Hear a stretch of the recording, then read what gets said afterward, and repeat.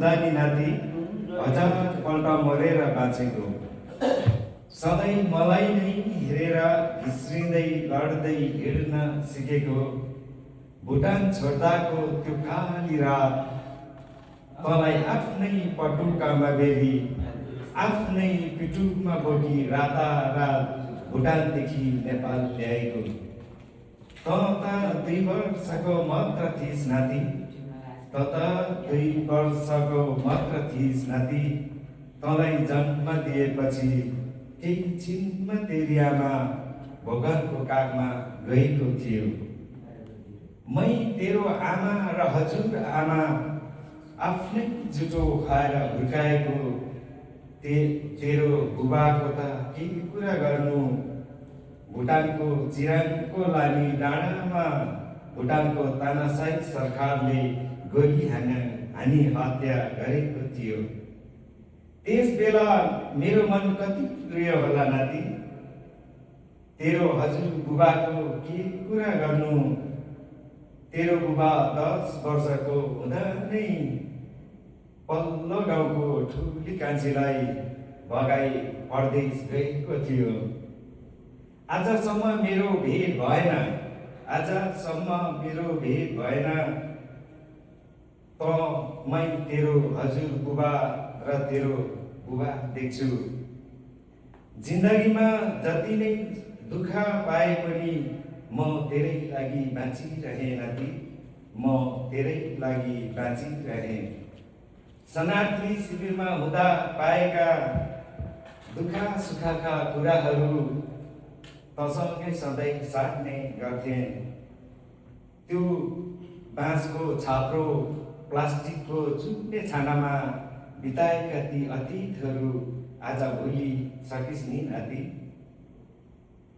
तँ बिरामी हुँदा नि रात नभनी गाउँघरमा धानी झाँक्री बोलाउनु गएको, जडीबुटी कुटी कुटी यही हातले तँलाई पिलाएको। कसैको आँखा नलागोस् भनी कालो टिका निधारमा लगाई आफन्तको गाउँघरमा घुमाएको। तर आज किन नाति, तर आज किन नाति, आकाश र धरती भन्दा पनि फराकिलो भएको छ तेरो मन। तँलाई नै त्यही पटुका त्यही प्यारो काठ खोलेमा भएको ठुली आमाको चाहिँ के यो देश जन्मभूमि नभए पनि कर्मभूमि होइन र? के यो देश जन्मभूमि नभए पनि कर्मभूमि होइन र? के ममा बाँच्ने अधिकार छैन र? के ममा बाँच्ने अधिकार छैन र? के हामी बुढाबुढी चाहिँ यहाँ अमेरिकामा छोराछोरीहरूको लागि दुना गाई बनिरहनु पर्ने? भएको नभएको बिरामी देखाई जीवनभर कोठालाई नै आफ्नो आफन्त बनाउनु पर्ने? आफन्तहरू भेट्नु आउँदा म चिन्दिन भन्नुपर्ने? कोठाभरि दबाईको बट्टा हेरी आफैसँग आफै बोल्नु पर्ने? आफू जिउँदै मरेर भए पनि छोरा छोरीलाई खुसी दिनुपर्ने? के नाति तैँले यो दबाईहरू, के नाति तैँले यो दबाईहरू कहिले चाखेर मलाई खुवाउँछस्? के नाति तैँले यो दबाईहरू कहिले चाखेर मलाई खुवाउँछस्? मलाई सधैँ आँसु दिएर त चाहिँ क्यासिनो र बार जानुपर्ने?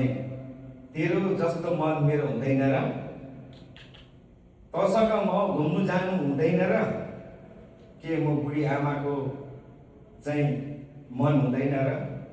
तँलाई साह्रै शरम हुन्छ होला नि नाति। मेरै नाम बिगाएर तैँले धेरै फुर्ती देखाइ हिँड्छस्। के यो हेरचाहकर्ताले तँलाई सधैँभरि खुसी दिन्छ नाति? तँलाई सधैँभरि खुसी दिन्छ नाति? म हुँदै नै जे गर्नु छ आज नै गरिहाल। म मरेको भोलिपल्ट कस्तो हुन्छ होला तेरो हाल?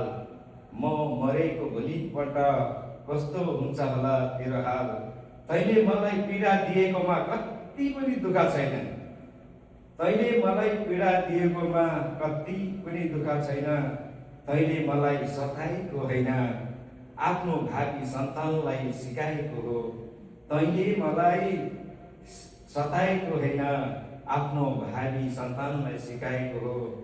तँलाई सधैँ आशीर्वाद छ नाति, त्यही मेरो पुरानो पटुकाको। तँलाई सधैँ आशीर्वाद छ, त्यही मेरो पुरानो पटुकाको। Thank you.